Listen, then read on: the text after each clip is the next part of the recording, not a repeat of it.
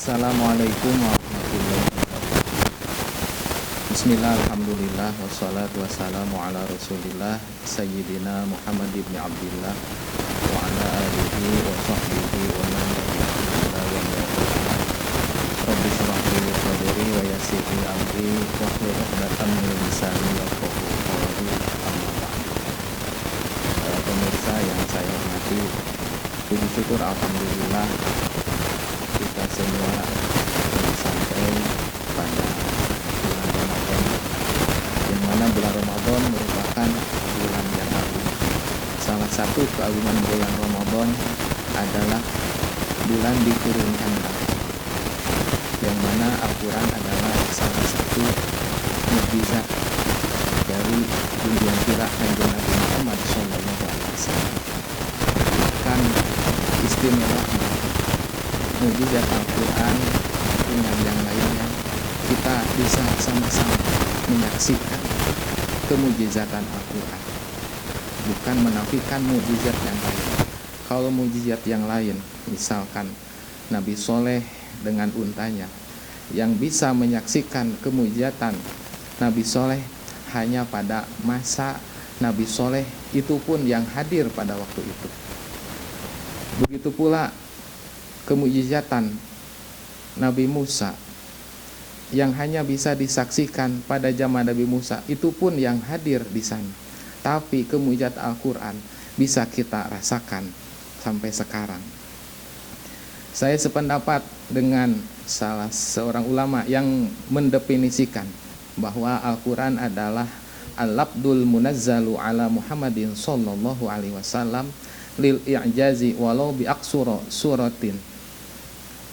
Al-Quran adalah lafaz yang diturunkan kepada Nabi Muhammad SAW lil i'jazi, sebagai mukjizat atau yang melemahkan, walaupun dengan sependek-pendeknya surat.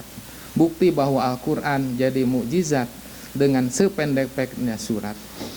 Tidak ada orang yang bisa menandingi Al-Quran walaupun dengan satu surat terpendek, misalkan dengan surat Al-Qasas, itu tidak bisa sampai sekarang. Baik dari sisi bahasa, sisi isi, dan sisi-sisi lainnya, itu menunjukkan kemujizatan Al-Quran. Bahkan di kalangan ahli tafsir itu sudah menjadi keharusan. Ketika menafsirkan Al-Quran, mesti menampilkan teks aslinya, berbeda dengan kitab suci yang lain. Saya melihat ini seolah-olah Al-Quran menantang. Silahkan cari kelemahan Al-Quran. Tapi sehingga detik ini tidak ada orang yang mampu mencari kesalahan Al-Quran. Walaupun mungkin ada sentimen beberapa orang, tapi tidak diakui keilmuannya. Ini menunjukkan bahwa Al-Quran jadi mukjizat sampai akhir kiamat. Kita bangga punya Al-Quran, yang mana apalagi orang Jepang sampai meneliti ketika air yang dibacakan Al-Quran dan air yang dipendengarkan musik, setelah diteliti ternyata Al-Quran yang dibacakan di depan air, setelah diteliti di laboratorium, air tersebut mengandung kristal yang susunannya sangat indah. Sementara air yang dipendengarkan musik ketika dilihat di lab, maka hasilnya menunjukkan bahwa susunan kristalnya sangat jelek. Ini adalah salah satu kebarokahan Al-Quran. Makanya kata Nabi, perbanyaklah membaca Al-Quran. Sehingga kata Nabi pula, jangan jadikan rumah kalian seperti kuburan, yaitu rumah yang tidak dibacakan Al-Quran. Ketika dibacakan Al-Quran, maka rumah tersebut akan penuh keberkahan. Sebaliknya, rumah yang tidak diperdengarkan Al-Quran, maka akan terjadi rumah itu seperti kuburan. Walaupun rumahnya besar, tapi terasa sempit. Walaupun terang benderang dengan lampu beratusan watt, tapi terasa gelap. Walaupun rumah tersebut dijaga oleh satpam, tapi terasa di rumah tersebut rasa ketakutan, tidak nyaman. Tapi walaupun rumah kecil, Apabila dibacakan Al-Quran, maka rumah tersebut akan terasa terang, rumah tersebut akan terasa nyaman, sehingga seperti rumah Nabi yang sederhana. Sederhananya rumah Nabi, sehingga Siti Aisyah pernah meriwayatkan, ketika Siti Aisyah sedang tidur, kemudian Nabi melaksanakan sholat. Ketika Nabi sujud, Siti Aisyah melipat kakinya. Ini menunjukkan bahwa rumah Kanjeng Nabi tidak sebesar yang kita miliki, tapi keluar ucapan indah, baiti jannati, rumahku adalah surgaku. Karena rumahnya penuh keberkahan, salah satunya yaitu dibacakan Al-Quran. Oleh karena itu, apalagi di bulan Ramadan, Nabi mencontohkan kita perbanyak baca Al-Quran. Walaupun Al-Quran membacanya belum sampai tahu artinya apalagi maknanya, membacanya pun al-muta'abbadu bitillah, bisa menjadi ibadah apabila dibacanya. Begitu juga dicontohkan oleh para ulama, salah satunya Imamuna Asy-Syafi'i radhiyallahu anhu. Setiap bulan Ramadan beliau menamatkan Al-Quran 2 kali tamatan dalam sehari semalam. Berarti sebulan itu 60 tamatan. Yang mana menamatkan Al-Quran beliau dilaksanakan ketika sholat. Yang mana membaca Al-Quran ketika sholat itu adalah pahala yang terbesar.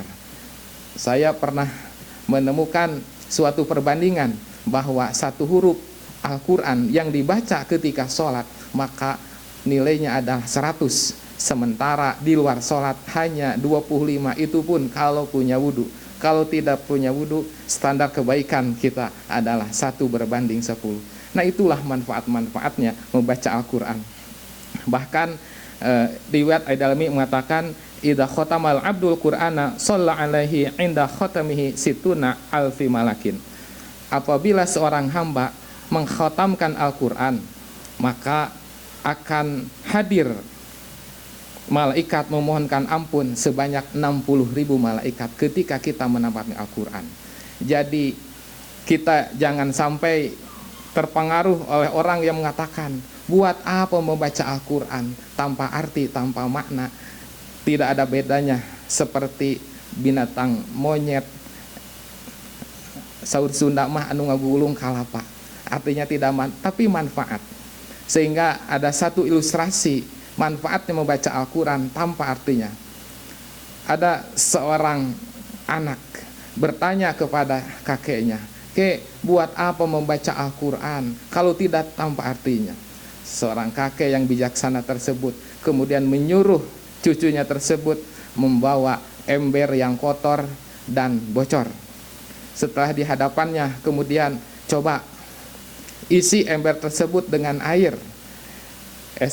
Ember tersebut diisi dengan air, tentu karena bocor tidak penuh-penuh. Setelah sekian lama kemudian dihentikan. Apa yang terjadi dalam ember tersebut? Walaupun tidak ada air di dalam ember karena bocor, tapi ada perubahan dalam ember tersebut. Ember tersebut menjadi bersih karena sering dikucuri air. Begitu pula diri kita yang sering dibacakan Al-Quran, maka akan bersih hati kita. Oleh karena itu perbanyaklah Al-Quran. Al-Quran pun sebagai mukjizat. Al-Quran pun sebagai tanda. Kalau kita sudah merasakan kemujizatan Al-Quran, berarti kita menambah keimanan adanya pembawa Al-Quran, yaitu Nabi Muhammad SAW. Yang mana Nabi Muhammad SAW adalah seorang ummi. Ummi itu artinya tidak bisa menulis dan juga tidak bisa membaca. Kalau kita kan bisa membaca, bisa menulis. Nabi pun bisa Al-Quran itu hanya dibacakan oleh Jibril atau sampai ke hati Al-Quran kemudian dibacakan kepada sahabat dan lain-lainnya. Ini menunjukkan bahwa Al-Quran itu bukan kalam Nabi, tapi wahyu Allah yang disampaikan kepada Nabi Muhammad SAW. Kalau kita sudah membenarkan Al-Quran, membenarkan Nabi, kita pun meyakini adanya yang menyampaikan Al-Quran, yaitu makin menambah keimanan kepada adanya Allah Subhanahu wa Ta'ala. Nah, itulah salah satu kemujizatan Al-Quran. Maka kemujizatan Al-Quran ini menambah keyakinan kita kepada kebenaran Rasulullah SAW dan adanya Allah Subhanahu wa Ta'ala. Kalau sudah meyakini, maka marilah kita sama-sama memperbanyak Al-Quran. Apalagi dengan tahu maknanya, sama-sama kita belajar Al-Quran. Tentu Al-Quran itu apabila dibaca tak ada bedanya seperti orang yang menyelam di dalam lautan. Makin kita jauh menyelam lautan, maka kita akan menemukan hal-hal kenikmatan yang tidak bisa dirasakan oleh orang atau tidak bisa digambarkan kepada orang lain. Hanya kita yang menemukan kenikmatan tersebut atau keindahan dalam Al-Quran tersebut. Rupanya sekian yang bisa saya sampaikan. Semoga kita menjadi ahli Quran. Quran di dunia menjadi petunjuk bagi kita, kemudian jadi penerang di kubur dan menjadi syafaat di akhirat kelak. Kurang lebihnya mohon maaf. Wallahul muwaffiq ila aqwamit thoriq. Assalamualaikum warahmatullahi wabarakatuh.